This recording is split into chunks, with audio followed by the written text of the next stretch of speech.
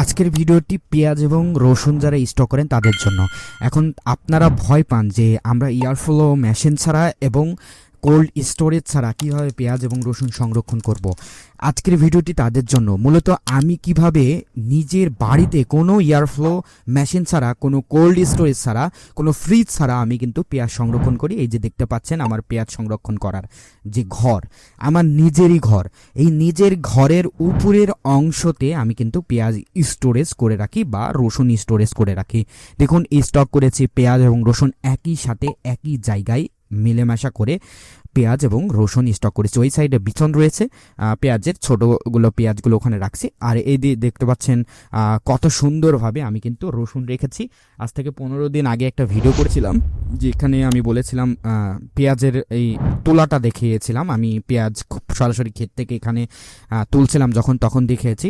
তো আজ থেকে 15 দিন পরে এই যে আমার স্টকের এই অবস্থা দেখতে পাচ্ছেন। এক সাইডে পেঁয়াজ রয়েছে, এক সাইডে রসুন রয়েছে। এবার একটু আমি চাষ করেছি কম, তবে আরও পেঁয়াজ উঠবে। যে কিছু কিছু জায়গাতে ফাঁকা রয়েছে সেই জায়গাতে আমি কিন্তু পেঁয়াজ স্টক করব। এখন আসি কিভাবে এই পাটাতন তৈরি করবেন। দেখতে পাচ্ছেন নিচের অংশে আমি কিভাবে বাঁশ দিয়ে যে তিরপাল রয়েছে, তিরপালের উপর দিয়ে বাঁশটা আমি রেডি করেছি। উপরে কিন্তু টিন দেখা যেত, এই বাঁশের চড়াট বা পাটাতন দেওয়ার জন্য উপরে টিনটা দেখা যাচ্ছে না। এই যে মাঝখানে এই ফুকটা রাখার কারণ কি জানেন? এই ফাঁকা অংশটা রাখার কারণ হচ্ছে আমি যাতে এই ফাঁকা দিয়ে মই বেঁধে এই যে উপরে উঠছি। এই যে আমি ইতিমধ্যে উপরে উঠেছি। উপরে ওঠার পরে দেখতে পাচ্ছেন আমি এখানে কিন্তু বাঁশের চড়াট দিয়ে উপরে কিন্তু একটা ফিডের বস্তা বা সারের বস্তা দিয়ে আমি কিন্তু এক জট তৈরি করেছি, যেটা আমরা পাটিও বলি, আপনারা কি বলেই জানি না। তবে এই যে দেখতে পাচ্ছেন আরও খুঁটি রয়েছে। এই খুঁটিগুলোর কাজ কি দেখতে পাচ্ছেন? ছোট ছোট অনেকগুলো খুঁটি রয়েছে।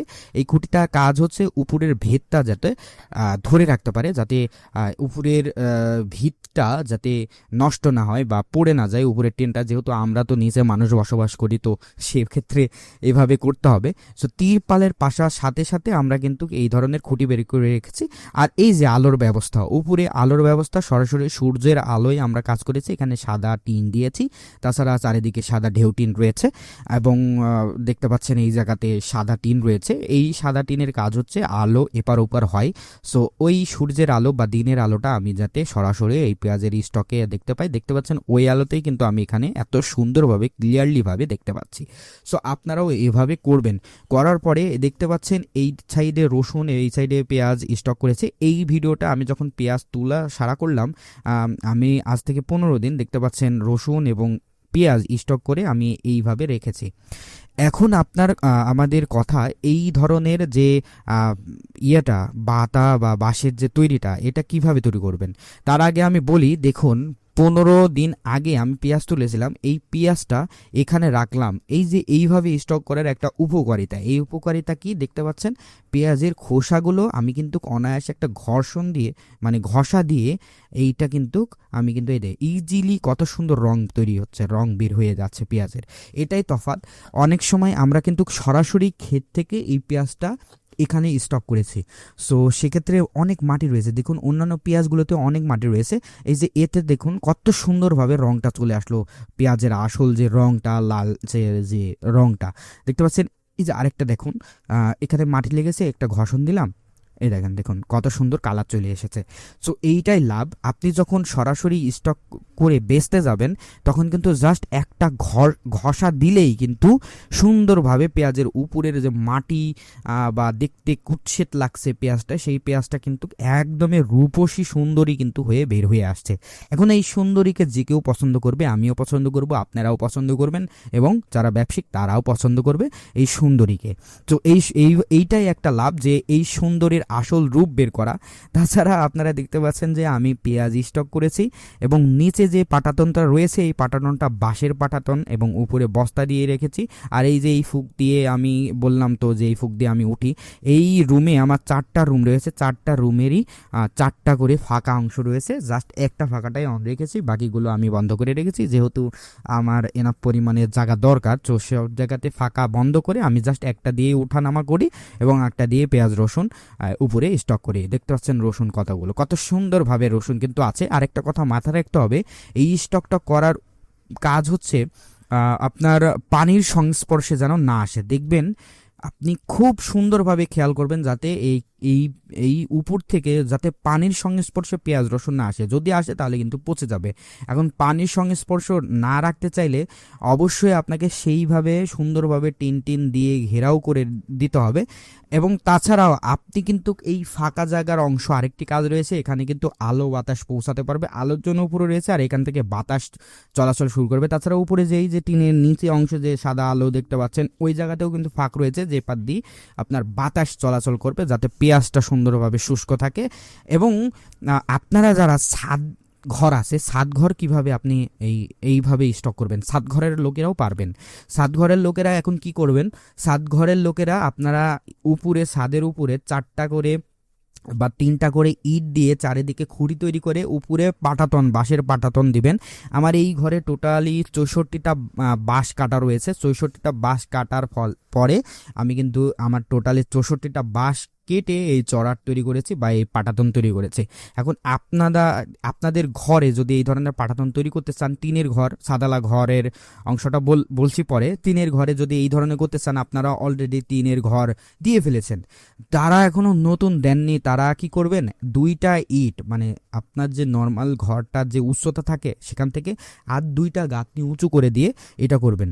আর আমি ভিতরে কিন্তু এনাফ পরিমাণের জায়গা রেখেছি। মিস্ত্রিদের বলবেন যারা টিন ছাউনি দেয় তাদেরকে বলে দেবেন যাতে আমি চলাফেরা করতে পারি, এক মানুষেরও উপরে যাতে চলাফেরার জায়গা থাকে, যাতে আমি চলাফেরা করতে পারি অনায়াসে, সেভাবে টিনটা সেই উচ্চতায় আপনি কি করবেন। দেখতে পাচ্ছেন আমি কিন্তু সুন্দরভাবে চলাচল করছি, আমার মাথার উপরেও কিন্তু 1 হাত জায়গা রয়েছে, 1 থেকে 2 হাত জায়গা রয়েছে উচ্চতা, যাতে আমি অনায়াসে চলাফেরা করতে পারি, কারণ আমাকে চলাফেরা করতে হবে, পেঁয়াজ রাখতে হবে। এখন সাদালা বাড়িতে কিভাবে করবেন, সাদালা বাড়িতে করার একটা নিয়ম হচ্ছে যে 3টা বা 4টা করে ইট রেখে খুঁটি তৈরি করে ওই খুঁটির উপর বাঁশের পাটাতন তৈরি করে বাঁশের পাটাতনের উপর বস্তা দিয়ে বা ফিডের বস্তা দিয়ে আপনি কিন্তু পেঁয়াজ রাখবেন এবং উপরে এবং চারিদিকে ভালোভাবে ঘেরাও করে দিবেন আপনি পর্যাপ্ত পরিমাণে, যাতে আলো বাতাস ঢুকে কিন্তু পানি যেন না হয়, পানি যেন সংস্পর্শে না আসে। আমার মতো করেই আপনি এই পাটাতনটা আপনার সাদালা ঘরে দিয়ে চারিদিকে ঘিরে দিবেন সুন্দরভাবে, যাতে চোরের ভয়টা না থাকে এবং আপনার চুরি যেন না হয় সেভাবে সুরক্ষিত রাখবেন, এবং বৃষ্টিতে যাতে না ভিজে সেভাবে সুরক্ষিত রাখবেন, তাহলে এনাফ। আর যারা অলরেডি ঘর দিয়ে ফেলেছেন, এই ধরনের ঘর আর দেওয়ার কোনো ব্যবস্থা নেই, তাহলে আপনারা কি করবেন, আপনার টিনের ঘরের উপরে কিন্তু তিরপাল থাকে, সো এই তিরপালের উইসি দিয়ে আপনি কি করবেন,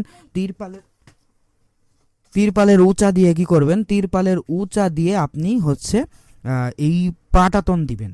এখন সেটা চট বাঁশের যদি না দিতে পারেন তাহলে আপনারা কিন্তু ওই যে আমরা যেটাকে বলি চাতাল, বেতের যে চাতাল, ওই চাতালটা মজবুত করে দিবেন এবং চাতালের উপরে সংরক্ষণ করবেন। আপনি একটু কষ্ট করে যাতে ফাঁক রাখবেন চারিদিকে, প্রত্যেকটা রুমে একটু কষ্ট করে ফাঁক রাখবেন যাতে পেঁয়াজটা উপরে, যেহেতু আপনার ঘর তৈরি হয়ে গেছে, আমার মতো করে তৈরি করতে পারবেন না, তাহলে আপনি ওই চাতালের মাধ্যমে করতে হলে আপনি তো উপর উঠতে পারবেন না। যদি উঠতে পারেন তাহলে তো ভালোই, খুবই ভালো।